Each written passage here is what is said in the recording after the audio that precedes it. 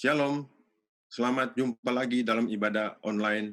Pada kesempatan ini, kita akan sama-sama belajar mengenai beribadah atau peribadatan di era new normal, yaitu pada saat wabah ini menyurut, kurva korbannya menjadi landai, dan menjelang berlalunya wabah COVID ini.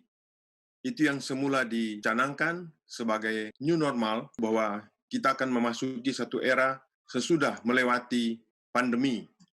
Tetapi kenyataan sekarang, masyarakat sudah begitu banyak menggunakan istilah new normal, seolah-olah kita sudah akan kembali, sudah hendak masuk, sudah menyongsong new normal yang dinanti-nantikan itu.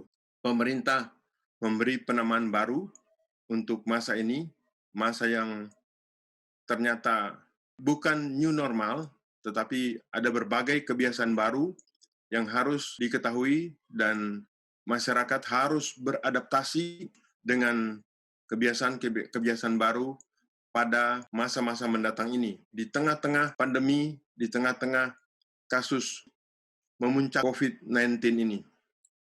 Kita akan coba melihat apa saja atau bagaimana kita melaksanakan ibadah pada era yang sulit ini.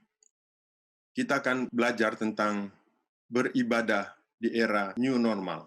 Selanjutnya kita akan bicarakan bagaimana peribadatan-peribadatan yang akan kita lakukan atau sedang kita hadapi dan lakukan selama ini, apa-apa yang kita perlu soroti dan kita perlu pahami dalam bagian ini. Jadi, pada era new normal atau adaptasi kebiasaan baru ini, kita akan memiliki ibadah online dan ibadah offline, blended, campuran antara keduanya.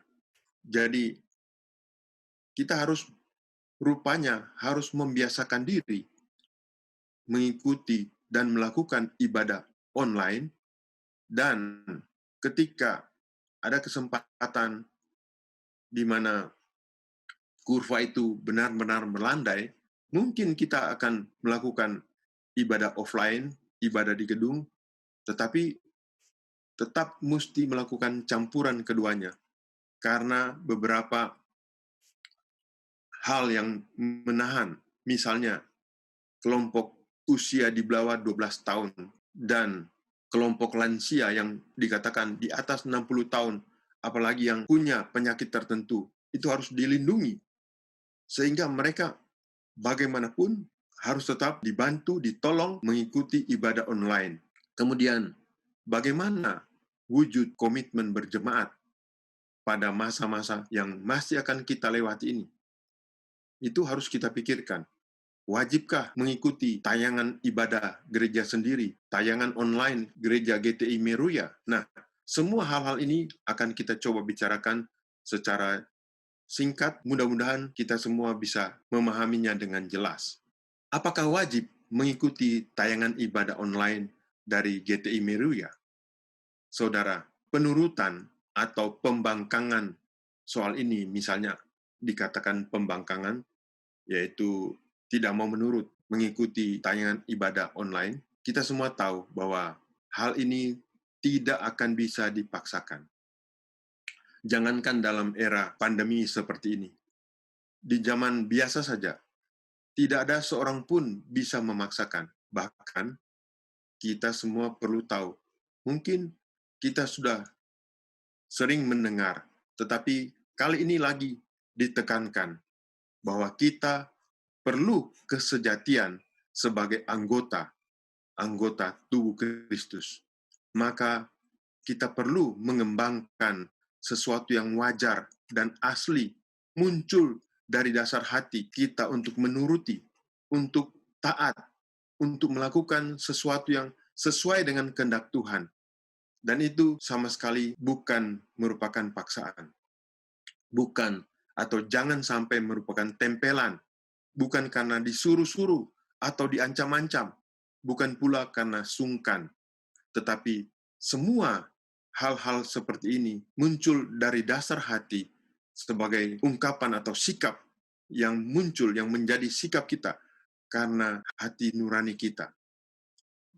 Dengan demikian, kita akan terlatih, tercipta menjadi pelaku atau subjek, dan bukan menjadi objek. Objek yang dilarang ini, dilarang itu, tetapi kita sendiri mengerti, mengetahui bahwa ini yang harus dilakukan, ini yang Tuhan kehendaki, ini yang sesuai dengan firman-Nya.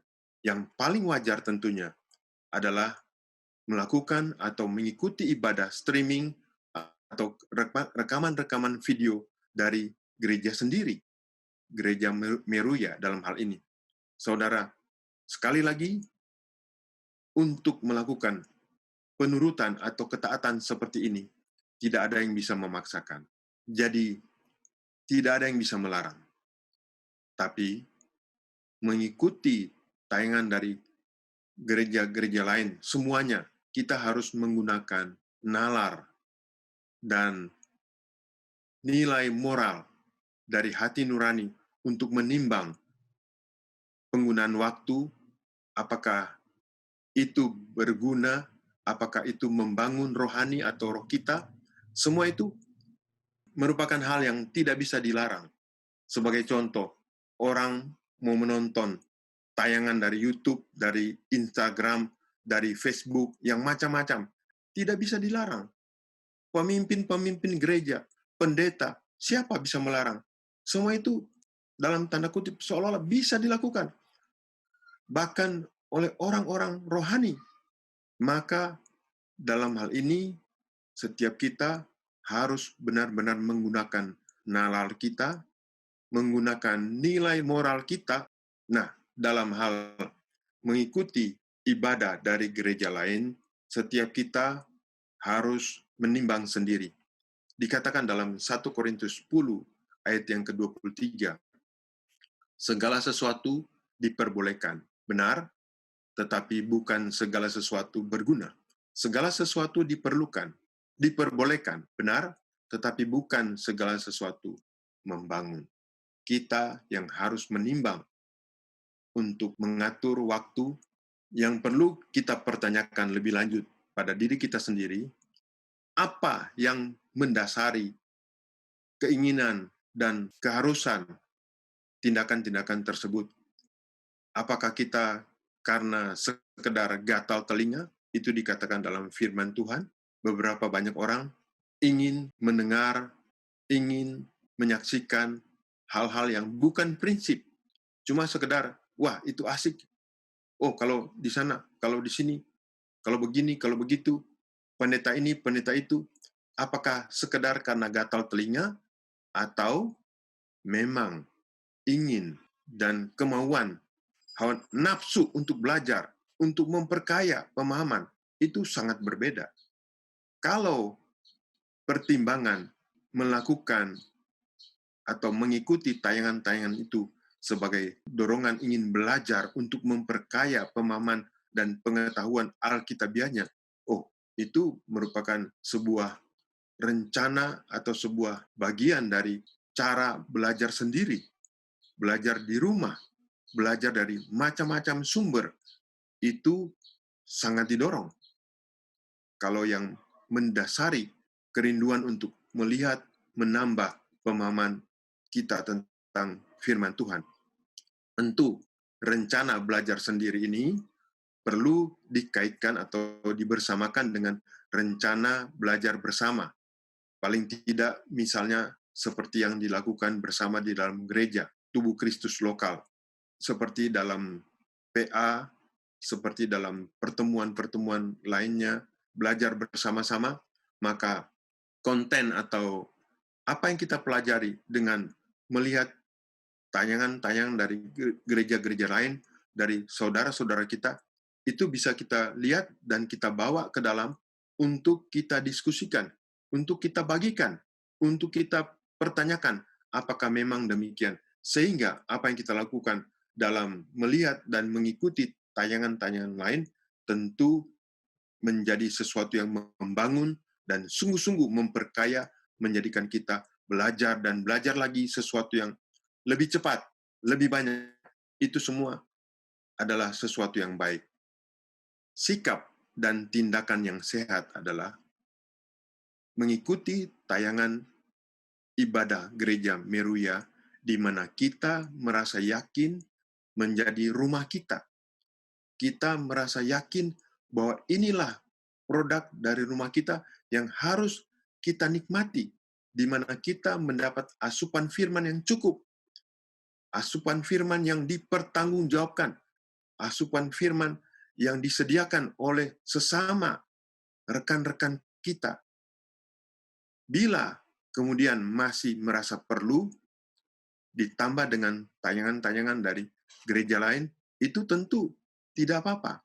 Tetapi sikap dan tindakan yang sehat adalah lebih dulu menikmati, mensyukuri, supaya kita mendapatkan semua kebenaran yang sedang diberikan, dibagikan oleh pemimpin-pemimpin rohani kita.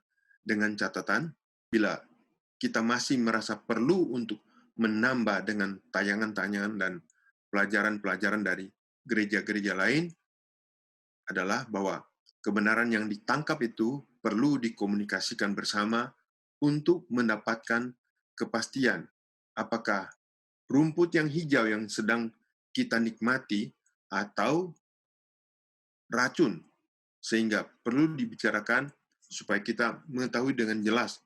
Tentu bukan mengatakan ini menuduh atau memandang semua gereja lain yang memberikan tayangan-tayangan itu sebagai sesuatu yang menyebarkan racun, tidak. Tapi kita perlu tahu, kita perlu diskusikan, kita perlu memahami sehingga kita mendapatkan kepastian tentang makanan rohani yang sedang kita nikmati.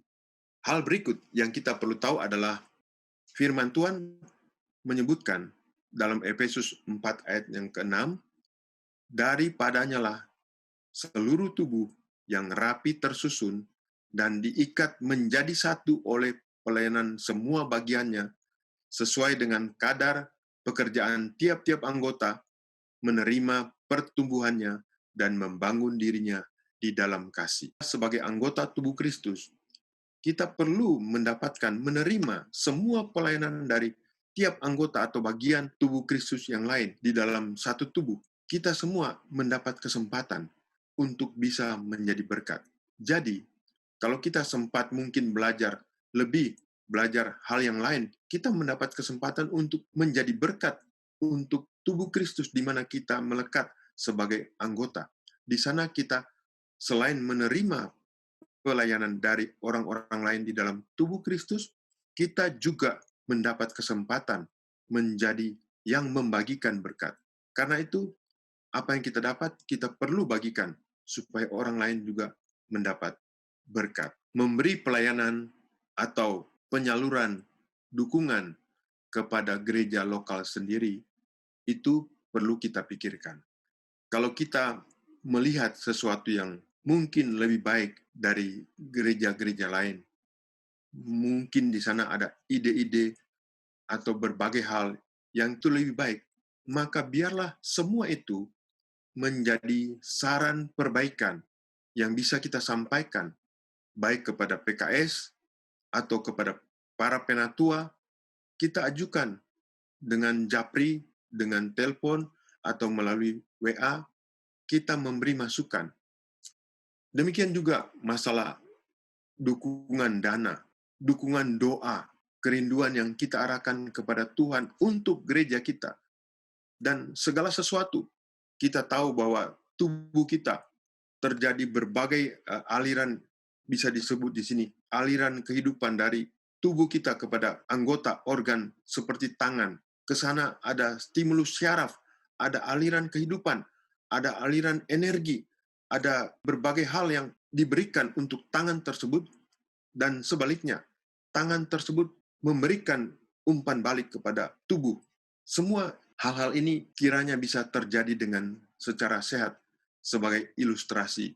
Misalnya, tangan yang berfungsi menyendok makanan dengan setia menyendok, kalau yang dilakukan adalah memberi makan kepada mulut yang lain, itu kan sesuatu yang lucu. Yang wajar, yang sehat adalah dia menyendok makanan, dia mengambil makanan, lalu dimasukkan ke mulutnya. Sehingga segala sesuatu itu yang dia sudah terima, dia memberi masukan. Sehingga tubuh itu makin sehat, makin kuat, dan kerjasama yang timbul, yang dihasilkan, merupakan kerjasama yang membangun. Itu sungguh-sungguh sesuatu yang indah. Sebab itu, keterlibatan, tindakan nyata dari setiap anggota, termasuk pelayan-pelayan Tuhan, bukan hanya menilai, wah, sana lebih bagus, di sini payah, ini kurang, tetapi keterlibatan untuk sama-sama melakukan tindakan nyata, tidak hanya omdo atau omong doang. Misalnya dalam pelayanan sekolah minggu, zaman di mana ada kedaruratan ini memposisikan orang tua untuk berfungsi dan berperan sebagai pengganti sementara guru-guru sekolah minggu. Sebab orang tua mendapat kesempatan untuk berinteraksi secara tatap muka dengan murid-murid sekolah minggu, yaitu anak-anak mereka sendiri. Maksudnya, guru-guru yang memberikan tayangan-tayangan atau cerita-cerita secara online tidak bisa langsung melihat sikap dan tanggapan atau keadaan si anak yang mendengar firman atau menikmati cerita tersebut, tetapi orang tua yang bersama-sama dengan mereka. Sebab itu, dalam keadaan darurat seperti ini, diperlukan orang tua bisa berfungsi sebagai guru sekolah minggu. Dengan demikian, perlu diadakan pelatihan singkat atau perlu dari pihak orang tua untuk berusaha belajar bagaimana bisa melakukan pembinaan rohani pada anak sekolah minggu, khususnya anak-anak yang di bawah usia 10 tahun. Mereka sangat memerlukan peran dari guru sekolah minggu. Kemudian pelayanan kaum muda, perlu terobosan bentuk-bentuk ibadah online yang khusus untuk kaum muda, untuk menjangkau, bahkan untuk memberi mereka makanan yang sehat, berisi tayangan-tayangan yang merupakan kegiatan yang melibatkan kekuatan kebersamaan komunitas. Itu perlu dipikirkan bagaimana di dalam zaman new normal ini, kelompok yang hari-hari ini agak sukar, agak kompleks untuk memikirkan. Sebab mereka sudah tidak nyaman dengan tayangan untuk sekolah minggu, tetapi kadang-kadang merasa terlalu berat, tidak mau dengan tayangan-tayangan atau apa yang disajikan dalam ibadah orang dewasa. Misalnya mereka berkata, bosan mendengar khotbah karena tidak ada selingan lucu-lucu, tidak ada. Dan mereka rupanya memerlukan hal-hal itu. Jadi kita harus memikirkan bagaimana ibadah youth yang ceria, yang membuat mereka semangat, sehingga mereka dapat ditolong untuk tetap menjadi generasi berikut dari gereja yang bersemangat dan berkomitmen untuk tubuh Kristus. Begitu juga pelayanan PPM. Kita perlu memikirkan pujian, penyembahan, musik dalam ibadah online dan offline kita. Apakah kita masih terus memerlukan ibadah dengan full musik atau bagaimana? Apalagi di zaman pandemi ini dengan ibadah-ibadah online, semua kita merasakan berapa lama waktu untuk PPM dalam ibadah. Sebab kami mencoba mengevaluasi dalam ibadah-ibadah yang puji-pujiannya terlalu panjang, akhirnya orang merasa bosan dan malas mengikutinya. Bahkan beberapa orang langsung tidak mengikuti playlist, mereka langsung pilih, habis khotbah langsung pergi. Nah, hal-hal ini harus dipikirkan. Bagaimana liturginya, bagaimana susunan ibadahnya, bagaimana panjang lama waktu yang dipakai untuk puji-pujian, untuk khotbah. Semua itu harus kita pikirkan. Haruskah jemaat komitmen untuk ikut serta bersama-sama dalam pujian? Kita semua yang harus menentukan. Ketika lewat HP, lewat laptop, pemimpin pujian yang mengajak, apakah anggota jemaat juga melakukan puji-pujian pada saat seperti itu? Atau karena di rumah, ya biar dia saja yang nyanyi, kita dengarkan. Kalau lagunya bagus, ya dikit-dikit nyanyi. Tetapi apakah kita ikut menikmati atau ikut merasakan suasana hadirat Tuhan yang sedang terjadi ketika ibadah online dilakukan? semua ini menjadi tanggung jawab kita bersama. Dan kita harus menentukan sikap dalam masa-masa seperti ini. Jadi, urgensi suasana hadirat Tuhan itu yang menentukan atau mengetahui adalah kita. Maka bagaimana untuk mendapatkan, untuk bisa menikmati hadirat Tuhan yang nyata meskipun secara online, dan kalau selama pandemi ini kita sama sekali tidak bisa merasakan hadirat Tuhan, itu merupakan tanda bahaya untuk diri kita masing-masing. Begitu pula dalam ibadah-ibadah komsel. Di masa pandemi ini, komsel-komsel terpaksa melakukan kegiatan online, komsel bersama, dengan Zoom dan sebagainya.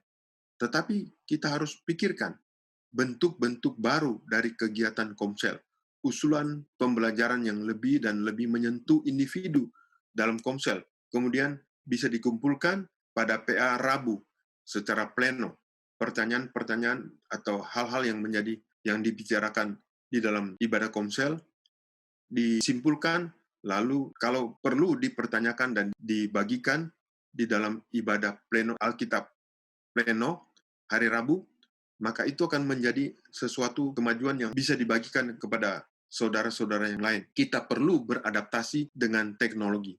Karena sampai hari ini, tadi pagi, tidak bisa menggunakan teknologi.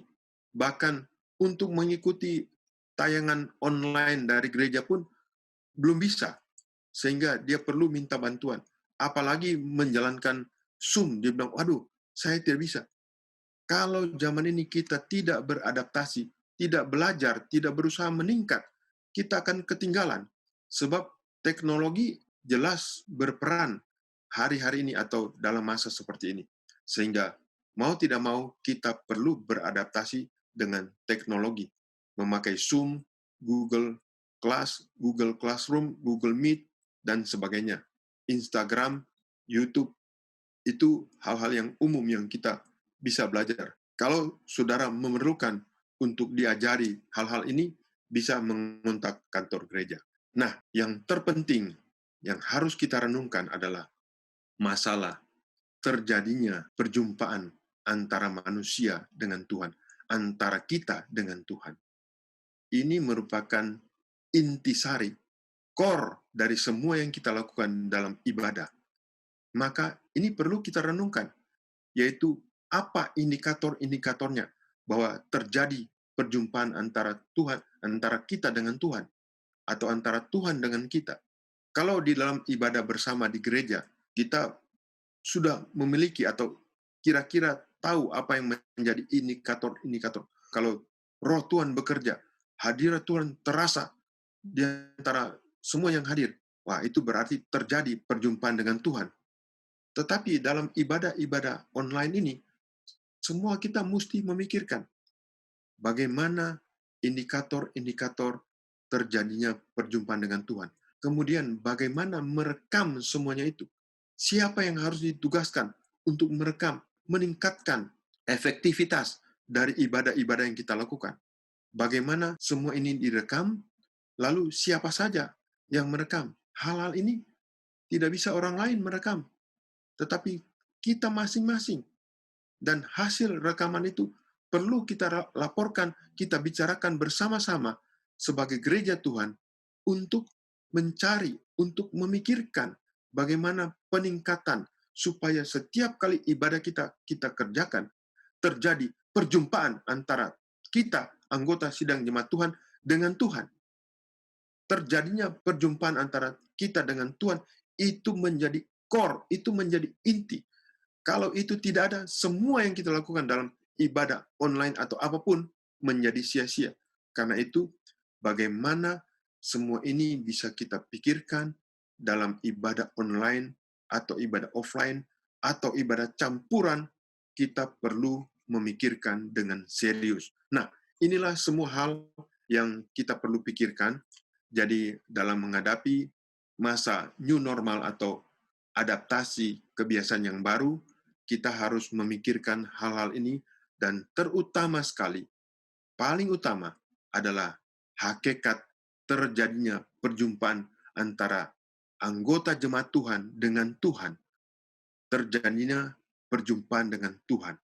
Itu harus tetap menjadi sesuatu yang kita kejar, sesuatu yang kita doakan, sesuatu yang menjadi pergumulan kita semua, supaya dalam ibadah-ibadah, dalam peribadatan secara online atau offline atau campuran atau apapun, kita boleh tetap mengalami perjumpaan dengan Tuhan.